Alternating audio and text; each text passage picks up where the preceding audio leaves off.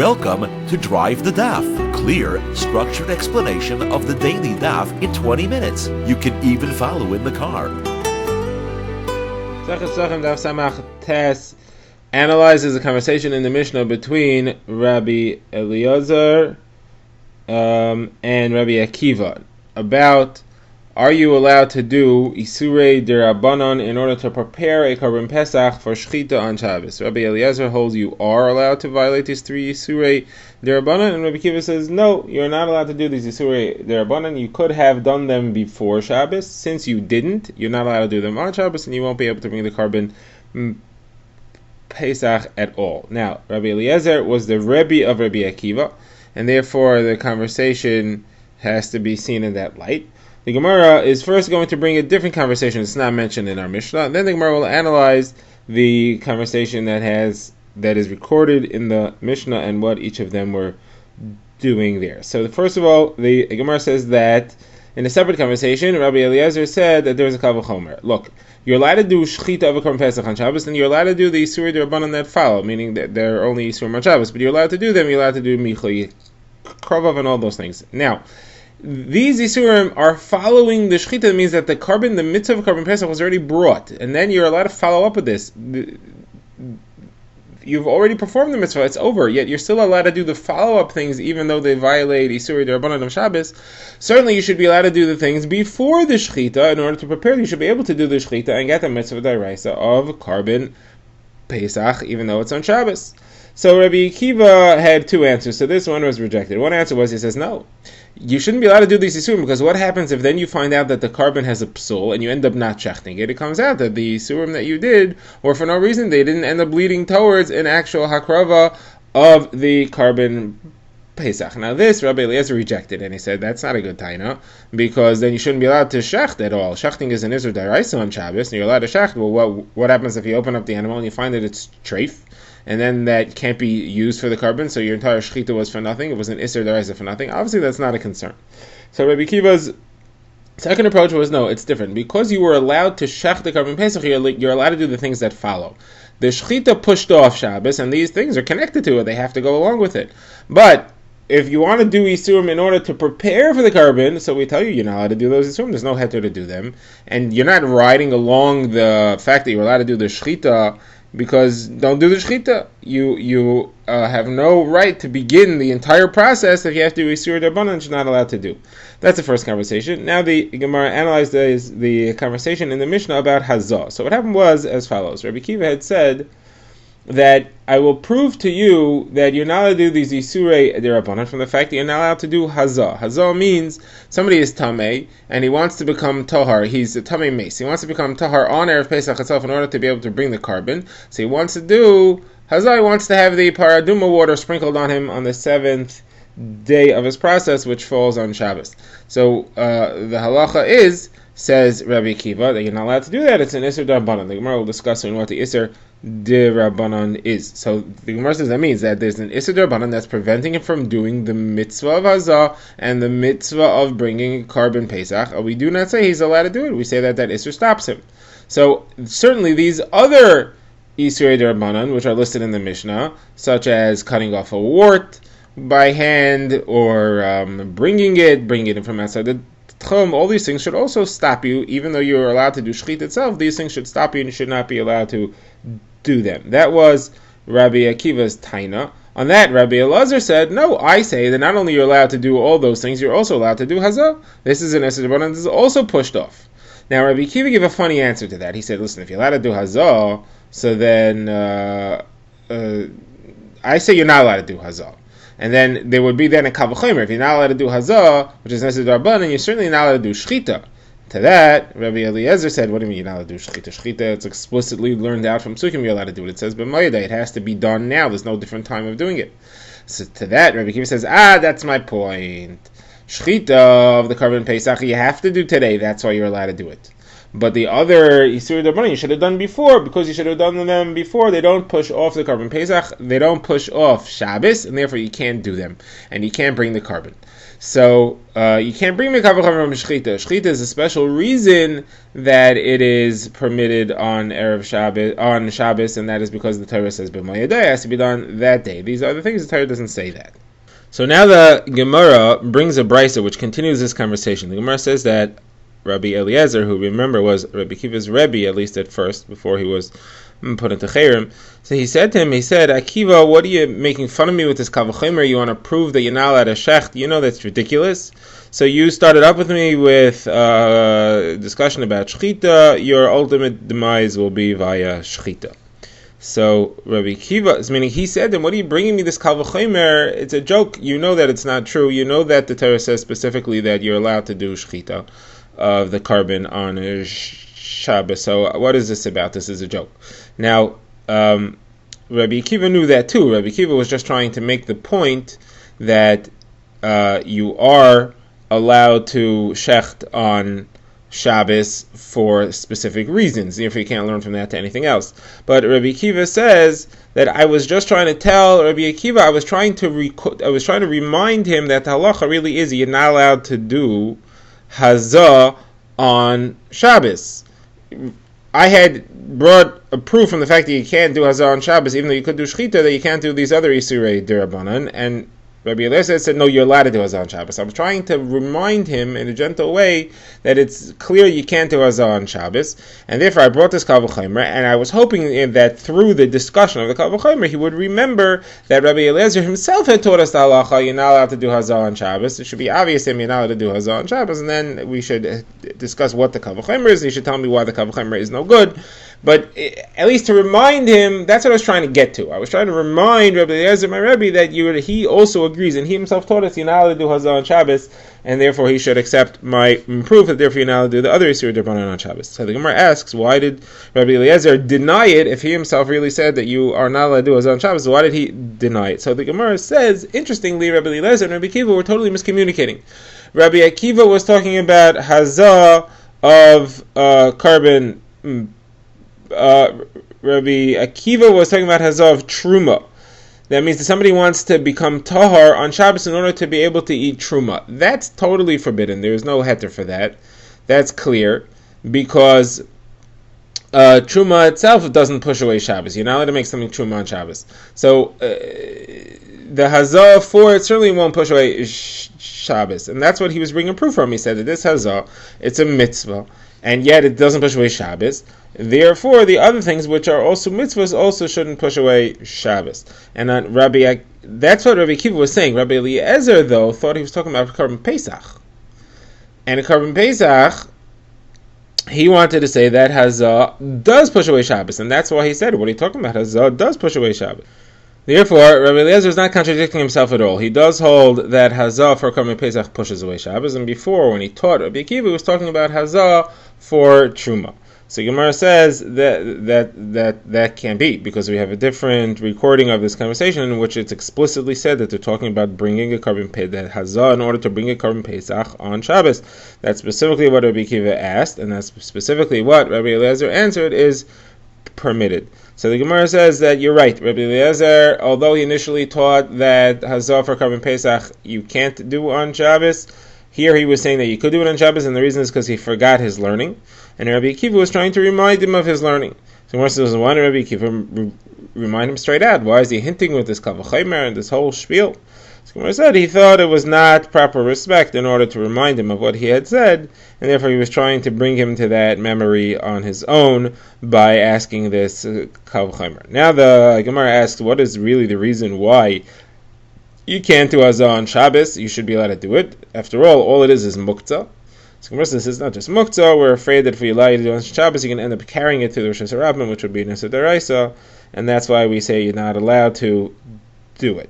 Okay, now the Gemara goes into the discussion of whether it's really true that you're not allowed to do that on Shabbos or not, and the Gemara is going to compare it to bringing water to do a bris milah on Shabbos. Karban Pesach and bris milah are both very similar. They're both kares. And they both can be done on Shabbos, but their machshirin, things to prepare for it, are supposed to be done before Shabbos. So first of all, the Gemara asks, by now we're really saying that Rabbi Eliezer really agrees that you're not allowed to do hazah in order to prepare somebody to be tar, to be able to bring the carbon Pesach on Shabbos. You're not allowed to do that hazah. So why is that true? Rabbi Eliezer holds you are allowed to do machshirei mitzvah to push off Shabbos. He generally holds you're allowed to bring things that are to prepare for a mitzvah. Let's say milah, you're allowed to do them even violating Hilchos Shabbos. So why here is he saying you're not allowed to do the hazah? So Gemara says Rabbi Eliezer only holds where you could do the mitzvah, you're fitting for the mitzvah, you're roi for the mitzvah, and therefore you are obligated in the mitzvah. And there's something that you need to do in order to make you able to do it, that pushes off Shabbos. This guy is tamei. Somebody who's tamei is pater from the mitzvah. It's not that he will, he's chayiv in the mitzvah and he's going to do something which is violating Hilchos Shabbos in order to allow him to carry out his chayiv. He doesn't have a chayiv. He wants to do hazah in order to create a chayiv. He's a Pesach Sheni guy. He wants to create himself a chayiv now, do hazah now, so he should be able to eat the carbon Pesach tonight when the day is over. That's not correct. He doesn't have such a chiyuv, and therefore he holds that you should not push off Shabbos to allow him to create that chiyuv. Says the Gemara. So a similar thing would apply to milah. Let's say you have a child who is sick, but you can make him well by boiling up water and rubbing him with it. So you're not allowed to do that because there's no chiyuv. He's patur from milah when he's not feeling well, and therefore you shouldn't boil up water for him. However, if he's healthy and you need the water for him, then you could boil it because he does have the chiyuv. So very similar concept would apply. So Gemara says, one second, why are you allowed to boil water for him if he's healthy? Why are you allowed to boil the water for him? That's being Mechal Shabbos for somebody who's really healthy. The Gemara therefore says, no, you're not allowed to boil water for a child at all on Shabbos in order to do the bris milah. Milah is considered to be a sickness. It's a potentially life-threatening state, and if you need to boil up the water because you didn't boil it yet, you can't do the bris milah. Everybody's considered to be loy chazi for that mitzvah as far as we're concerned if he doesn't have water. Now the Gemara asks on the idea that we had said that somebody who's tamei is considered to not have a chiyuv of carbon Pesach on him at all, and if he wants to be metaher himself through hazah, he's considered to be creating a chiyuv, and therefore the chiyuv doesn't exist yet to matir him to do that hazah if it's an iser d'Rabbanan. The Gemara says, you're telling me that somebody who's tamei doesn't have a chiyuv, and if he'll be metaher, he'll be creating a new chiyuv. But that's not true about milah, because somebody who doesn't have a bris milah, we do consider him to have a chiyuv, and he's obligated to go get a milah. How do we see that? Because Rabbi Eliezer says that somebody who's an orel, who has no bris milah, when the day of Erev Pesach arrives, he's supposed to go get a bris milah and bring the carbon, and he still can. There's enough time in the day for him. He's obligated in the mitzvah of bringing a carbon Pesach, and he can't say, well, I don't have a bris milah, so I'm out. Go get a bris milah, and therefore go bring the carbon, and have someone bring the carbon for you. What's the problem? It's not like somebody who's generally tamei or b'derech hachayka, somebody who's far away that is patur from bringing the carbon and could bring it in the Pesach Sheni. Once Erev Pesach has arrived and the chiyuv begins, it's too late for them. But so therefore they have Pesach Sheni. But somebody who has a bris milah could still fix it. The chiyuv is on him now. Go fix the fact you don't have a bris milah, and therefore he's obligated, and therefore he's considered to be a person who does have the obligation. And if he doesn't go do it, he gets kares. He could have fulfilled the mitzvah, gotten a bris milah and fulfilled the mitzvah, and he gets kares for not doing it. So the Gemara now asks, therefore, somebody who's holding in his 7th day of Tumah, or somebody has a 1-day Tumah, and therefore he could be Tahar tonight. So he should be obligated to join with a carbon Pesach, that they should shecht it for him, even though he's Tamei now, and he should do Zrikas Hadam of that carbon for him, and he should do Hazah, and he should be Tahar this evening, and then he could eat from the carbon. For him it's not too late, and therefore just like the guy who could get a bris milah is considered obligated, he should also be considered obligated. So therefore, why do we say that Rabbi Eliezer holds, no, if you're Tamei you have no obligation, you're trying to create your obligation? It's not true, you do have an obligation. So Gemara says, no, you cannot bring me a proof from milah where he is an obligation even if he doesn't have a bris, because he's obligated to go get a bris. You can't prove from there to Tumah. And the reason is because they're very different. And the difference is as follows. The tzibor, if you have a larger group of people, the tzibor that's tamei can bring the Karban Pesach betumah. Therefore, if the tzibor is tamei, we don't have to tell them, go be matahar yourselves, because they don't have to be matahar themselves. They can go bring the Karban Pesach betumah. However, if the large tzibor doesn't have a bris milah, they can't bring it. There is no heter for a tzibor without a bris milah to bring the carbon, and therefore we will tell them, all you tzibor, go get yourself a bris milah. Now, since the tzibor is obligated to go get the bris milah, that also applies to the individual. The tzibor is made up of a bunch of individuals. Any obligation which we could say the tzibor has, the individual has. And therefore the obligation to go get a bris milah and be able to bring it applies to the tzibor, it also applies to the individual. However, since there's no obligation on the tzibor to go be metaher themselves, the yachid, the individual, also has no obligation to go be metaher himself. He, however, can't bring it betumah, and therefore he has no obligation. He's not considered under obligation at all. He has to wait till Pesach Sheni. Interestingly, how do we know that we don't say that the tzibor should go be metaher themselves? The Gemara learns that actually from the individual. The individual, it says, has a Pesach Sheni, and he's not obligated to go be metaher himself. So therefore, the tzibor also is not obligated to go be metaher themselves. They don't have Pesach Sheni. Instead, we say that they could do it right now. But either way, the point is that the difference between Milah and Tumah is that the obligation to go fix the problem exists by Milah. It doesn't exist by Tumah. And therefore, somebody who doesn't have a Milah is considered to be in the obligation already. He has the obligation to bring the carbon. Somebody who is Tameh is not considered having the obligation at all. Okay, the Gemara now asks, hold a second, that whole step was built on the idea that if the tzibor, if the group is obligated, then the individual is obligated. If the group is not obligated, then the individual is not obligated. But what about Pesach Sheni? The group is not obligated in Pesach Sheni. The group doesn't bring a Pesach Sheni, and the individual is obligated. So that whole concept falls apart. So says, no. The reason the group is not obligated in Pesach Sheni is because they already brought a Pesach Rishon, and they're allowed to bring a Pesach Rishon because the halacha is that a group, Bitumah, is allowed to bring the carbon. You don't view that as they're not obligated in Pesach Sheni. They're more than obligated. They're obligated more than that. Sheni are actually obligated in Pesach Rishon. So coming out is a different question here. The Gemara says, well, there's a brisa that looks for the fact that somebody who's tamei, a tumah that could come off that night, that if he doesn't have the if he's not counted in a carbon Pesach, that he gets kares. That's what the Gemara is looking for, and the Gemara brings a special pasuk for that. It says v'ha'ish, extra word v'ha'ish, teaches me that somebody who's tameh, but he could get his tumah off, is obligated to be counted as part of a chabura of a carbon Pesach, and if he doesn't, he gets kares. Now the Gemara says, what do we mean to say? We mean to say that he could be part of a carbon Pesach even though he's tameh. You're allowed to include him in the shechita and the zrika and the everything just like everyone else, because even though he's tameh, he's allowed to be part of the chabura. He's not allowed to eat it, but he's allowed to be a part of the chabura. It's obviously not what we're saying, because I would need a special pasuk for that. If he's allowed to be part of a carbon Pesach, he's obligated to be part of a carbon. Obviously, what we mean to say here is that he, in his current state, he can't be part of a carbon Pesach, but because he could take his tumah off, you can't shecht. You can't count a tamei person as part of a chabura. That we're saying for sure. This guy's different though, because he could take his tumah off, and by the time Pesach night rolls around, to be able to eat from the carbon.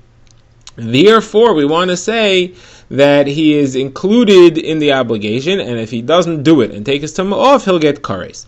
Okay, so if that's what we're saying, so then we are saying that he has an obligation. We're not saying that by that when he takes his tumah off, he'll be creating a new obligation, and therefore he has no obligation now, and he can't violate Isurei D'Rabbanan to do Hazah. It's not creating a new obligation. We see that he'll get kares if he doesn't do it. I mean that the obligation does exist upon him. So what do we say that Rabbi Eliezer says? No, it's not considered to be like he's obligated. He'll be creating a new obligation. The Gemara therefore suggests a new approach to why Rabbi Eliezer holds you're not allowed to do hazah in order to allow somebody to eat from a carbon Pesach that night. The Gemara says the reason is because he's allowed to be part of a carbon. He could be included in a chabura even though he's tameh. You don't have to do hazah to include him in the chabura. He could be yotze the mitzvah of carbon Pesach by being part of the chabura. He can't eat it. The only reason to do hazah is so that he can eat it. Eat it? Okay, he doesn't have to eat it. He could be yotze the mitzvah just by being part of the chabura even without eating it. The Gemara says, what? He could be yotze the chabura without eating it. That means that you're shechting a carbon Pesach for somebody who's not going to eat it. We saw in a Mishnah in the last parak that you're not allowed to do that. You're not allowed to shech the carbon for somebody who's not going to eat it. So Gemara says, no. Not going to eat it means for people who can't eat it. People who are too old or too sick to be able to chew it. They can't eat it. For them, you can't. This guy could eat it. He could do it. He could eat it. If you would do hazah and be matar, he'd be able to eat it. You can't do hazah. It happens to be Shabbos. You're not able to do it. Fine. But he's still roi. He's still fitting. He's still able. You don't view it as if you're shechting for somebody who can't eat it. Technically, he could. There's something blocking you from getting to that stage, but he's still technically able to be a person who could eat it. Okay, now we go back to our Mishnah. In the end of the Mishnah, we had seen that Rabbi Kiva summed up the halachas with a rule. He said anything which you could have done before Shabbos, you have no right to do on Shabbos. Anything which you couldn't do before Shabbos, you can do on Shabbos and violate those halachas in order to be able to bring the carbon Pesach. The Gemara points out that Rabbi Kiva said a very similar rule about Milah.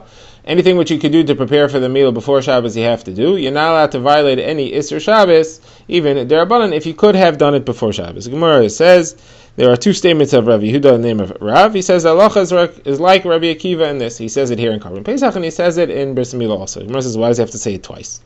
The Gemara says, if I would say one, I wouldn't know the other. If he only said it in Milah, the reason why you're allowed to violate Hilchos Shabbos for things that you couldn't do is because the Torah says there are 13 barisos, 13 covenants connected with Milah. Pesach doesn't say that. If it only say Pesach, I would think the reason why you're allowed to violate Hilchos Shabbos for things that you couldn't do before Shabbos is because somebody doesn't bring a carbon Pesach one time gets kares, permanent kares. However, Bris Milah, he's a chiv kares for not having done the Bris Milah on the right day, but when he'll do the Bris Milah the next day, he'll take the kares off.